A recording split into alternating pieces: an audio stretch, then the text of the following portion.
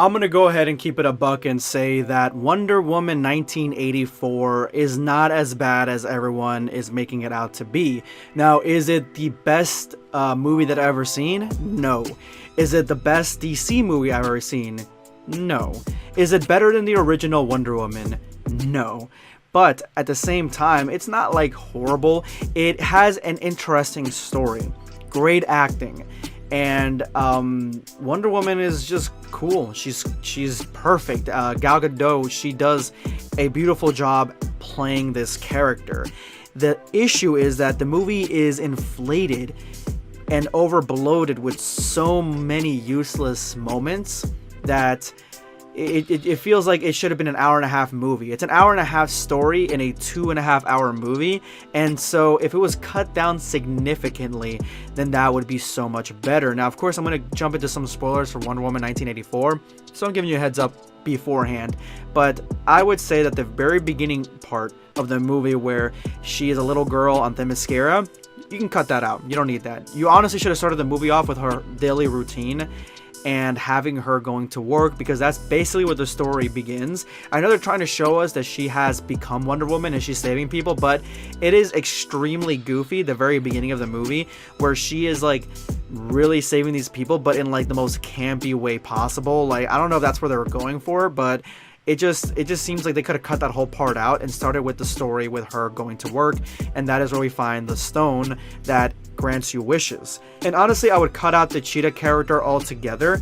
I would like honestly keep her as a person, like as a character, without her becoming Cheetah, if you know what I'm saying. Like, she basically makes a wish, this girl. First of all, they're going out of their way to make this chick, the actress that plays Cheetah, like, to make her look, you know, not attractive, and she in a weird way looks even more attractive when she looks really goofy. And she kind of like really likes Wonder Woman's character. She loves Diana. It feels like she has a thing for her at the very beginning of the movie, and almost feels like Diana kind of reciprocates a little bit. So it would have been interesting to see that like develop. Like, she does wish to be more like Diana, but then she kind of like goes the dark side. But it would have been cool to see her kind of give up her wish and renounce her wish before she actually became a Cheetah person, because that thing that she became at the end, the special effects and the design were not good in my opinion, and she kind of looked like the Cats, like, you know, like the movie Cats. So that's exactly what she looked like, and it felt like that whole battle sequence that could have been cut out as well, but they put it in there because they had to put her in this armor and they had nobody else for her to fight in this armor. The story for the golden armor that she gets is also interesting. It's a story about a Amazonian that lives in the real world and you know, was facing off against monsters and other warriors of the time, long time ago. And Diana, it was like a side story. She came and she was looking for her, but all she found was the armor. And at the end, we find out that the lady is still alive, and she is actually the original Wonder Woman from the original Wonder Woman actress from the TV show, which I thought that was a really cool Easter egg. That was a cool moment, but you can cut a lot of this stuff out. I would have kept that part, honestly. The armor, I mean, there could have been a whole siege thing that would happen at the end, because she is losing her powers, because I believe she's losing her powers because the other chick was taking them. So it would have made sense for her to go in the armor because it makes her stronger and you know, more impervious to bullets, and have her like hit a siege at the end, attacking the island and facing off against all the guards, because then the armor would have kind of made sense, like, especially since her power level has been decreased because the other chick took her powers or whatever. And then have the other chick fight her again and then renounce her wish, like she gets through her with Talk No Jutsu. That's exactly what kind of happens at the end. The best character in this movie besides Wonder Woman is Pablo Pascal, which is the Mandalorian. He is a great villain, great motive.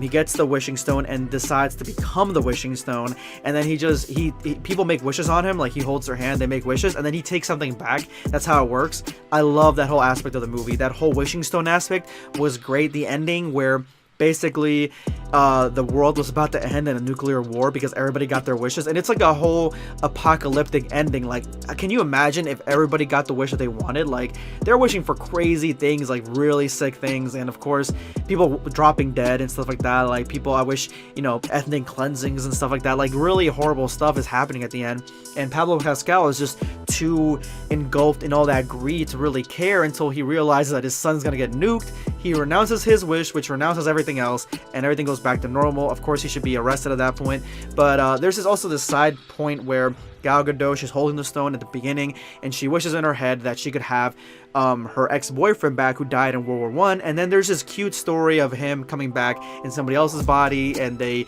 you know, they have a whole relationship. It's like the whole middle part of the movie where, you know, she's showing him the real world, you know, 1980s, and he knows about the world a little bit, but he is really intrigued with the 80s, and he said he's never been in a more amazing room than the one that he was in, with the refrigerator and all these crazy appliances and technology. Like, he's actually a man out of time. I like that aspect of it, but Gal Gadot has to renounce that wish too, because if not, she'd be a hypocrite for facing off against this guy who's making all these wishes. So she does have to kill him. It's a really heartfelt moment.